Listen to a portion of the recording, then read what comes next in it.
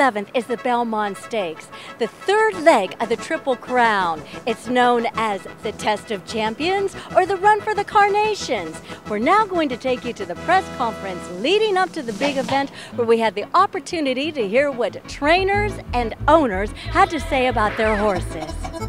The next horse that were the connections we're very happy to have here are the connections of Mucho Macho Man. And Mucho Macho Man will be running in the Belmont Stakes. He will be participating in the third Triple Crown race so far this year for him, which is quite an accomplishment. And we're very happy to have him here, and he's certainly one of the major players in this race. Let's go back and take a look at him winning the Risen Star at Fairgrounds earlier in the year. 3/4, 113 and 3, and now they're into the stretch, and here comes Santiva. Santiva charging to a short lead. Machen's been switched out for a clear path. Here's the inside is Mucho Macho Man, who battles for this final furlong. It's Mucho Macho Man in front of Santiva, then Rogue Romance. Machen is fourth, but Rajiv Barrage, Mucho Macho Man wins the Risen Star.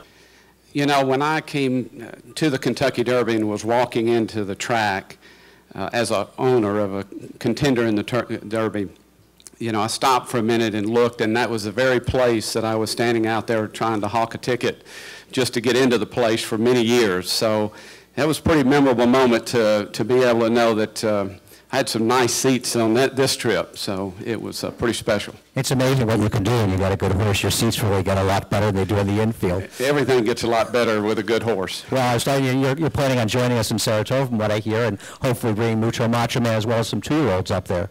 We have some 3 2-year-olds we're very excited about. I love Saratoga. It's a very special place. My wife and I spent 3 weeks there last year, and it's a nice vacation. It's a very relaxed atmosphere, so hopefully they'll, if you can compete at Saratoga as a 2-year-old, then you're looking pretty good the rest of the year. Yes, there's no question about that. Well, I certainly hope that's the case, and hope you're in Saratoga for many years to come, as well as this one, and we hope that Mucho Macho Man runs well enough so that he can participate in the big stakes up there. Well, it looks like we need to race there because Barry's apparently not going to be there, so maybe we'll get a break. I was hoping that a couple of these horses would take a few days off and skip the Belmont, but not to be. New York's a tough town. Barry hasn't even made it down to the ground floor yet, so we'll see what happens with Animal Kingdom in the future. And of course, we wish you the best of luck, and Kathy as well. And it's good to have you here, Kathy. And one of the big stories I think with Mucho Macho Man have been his shoes, because in 2 of his last 3 races, he's actually lost shoes in those races.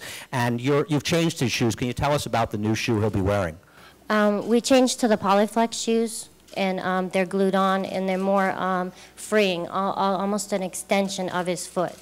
So, and for sure they're going to stay on this time. So this race, you're not going to be able to tell him after the race, we lost a shoe. I'm not going to tell him we lost a shoe. In watching Mucho Macho Man's races, and arguably you could say that the Risen Star we saw, and also his very good second to Honor and Serve, who at that time was one of the top 2-year-olds in last year's Remsen. You could say those were some of the best races he's ever ran, though he obviously ran very well in finishing 3rd in the Derby. I feel like he's a horse that does his best running when he's sitting right on top of the pace, as opposed to having to make a big run. Do you think that he'll be employing more of that style in this year's Belmont?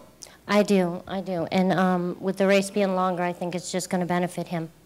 Do you think he's more of a grinding type, that if he gets himself in the game, he can stay? I do. And I have a lot of confidence in Ramon.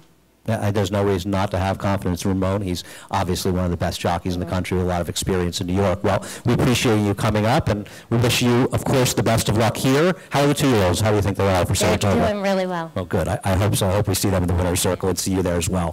Thanks a lot, Dean.